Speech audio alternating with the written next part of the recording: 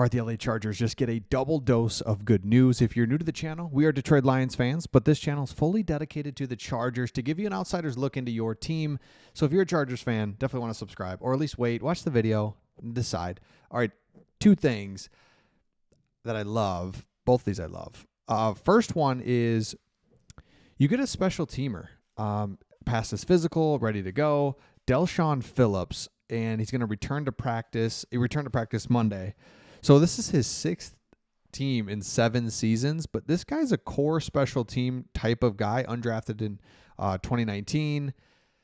Kind of like goes here, goes there, Bills, New York Jets. But the whole point in this guy is that you get some linebacker depth and just a great special teamer. And every team has what I've realized that 2 or 3 excellent special teamers, and they're the ones that make all the plays, like gunners on punt, get down there and kick return. They're blocking on kick or on kick, blocking on kick return.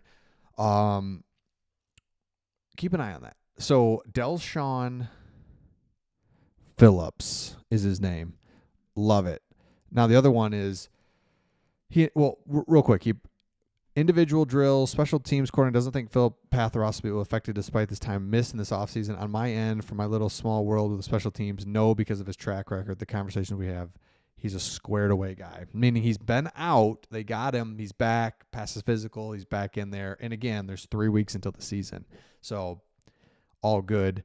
Friday night, man, Chargers, Chiefs. Can't wait for that one. Okay, next thing that just kind of article was put together that's just perfect. And I think this is the type of stuff you can't miss, and it's easy to just gloss over and kind of keep moving on to.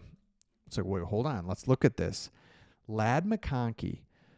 Remember, Joe Ortiz's first draft. You move up a couple spots, and this is like so not Joe Ortiz, right? He likes to just stay and pick, and I'm all for that. Honestly, we've done multiple videos on how that is actually very effective. But the whole thing is, he goes up a couple, and he gets Ladd McConkey, and you're just like, all right, kind of this little white boy, like what's he gonna do? He's incredible, and he just gets open. He's fast. He's quick. He's smart. He's tough. All these things. And you're like, all right, tip my cap to that, because, I mean, and you're like, you know what? He was freaking good in college. Love this guy. So here's the thing, and this is like the backup to it, was when they drafted him, they took him over a few guys like Adonai Mitchell, Jalen Polk. You're like, all right, let's go. McConkey caught 82 balls for over 1,000 yards, 7 touchdowns as a rookie, while Polk couldn't get any snaps for the worst wide receiver room in the league. So it's like, I don't know. I don't know what it was. I don't know I don't know what it was. All I know is a dude couldn't even get off the bench for the New England Patriots, who were just a dumpster fire last year. Like, what are we doing? And Mitchell, he's just like dying, trying to get the ball. He got a few, but nothing. He's, because Anthony Richardson is his QB. They just can't get anything going. Meanwhile, McConkey's out here just tearing it up. McConkey's 86-yard touchdown in the postseason gave him the almost identical production to what the Patriots have seen in Polk. Are you kidding me? Look at that. And now he's hurt. So all said and done, he caught 12 passes for 87 yards as a rookie, and it's not working. So again, they give Diggs a heavy contract. They use draft picks on more wide receivers.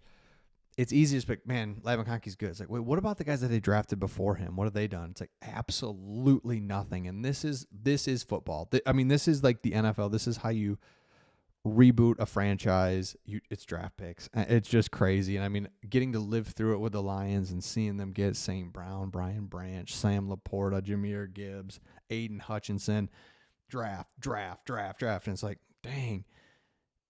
Just in the same way, you miss. And it's like, oh man, this is not going well. You hit on draft picks rather than miss. Huge difference. Another thing this is a bonus good news, is that this article, I don't know, right? Chargers have a no-brainer trade to make with the Cowboys.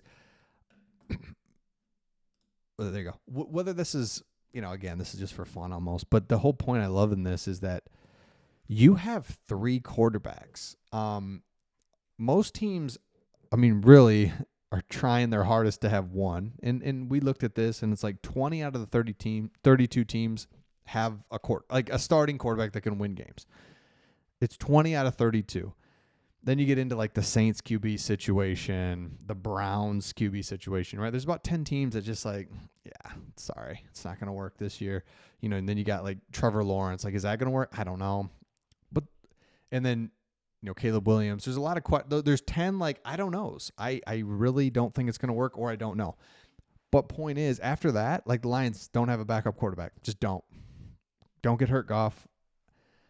You literally have 3. So Chargers should trade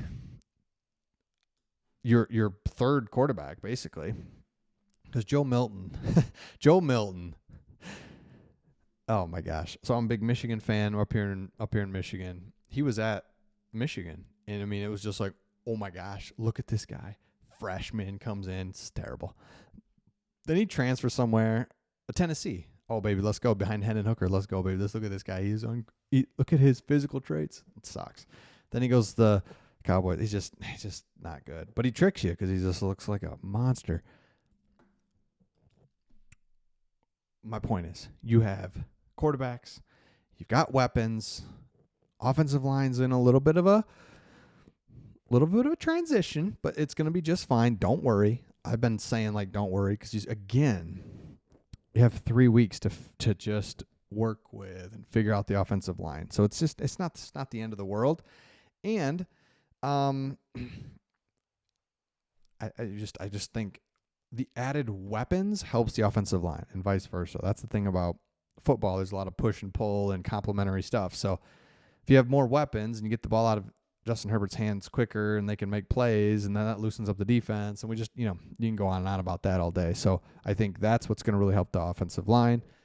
Defense just looks steady Eddie. That's just what's nice about the defense. So let me know your thoughts in the comments. Again, make sure you subscribe if you haven't. If you're new to the channel, again, we talk tacos a little bit once in a while at the end. Just because that's all I picture happening out in San Diego, LA, is just eating tacos and going to the beach, and as you should. And also dogs, she's sleeping right here. I was going to say, like, come on, hop up here so they could see you, but she's sleeping.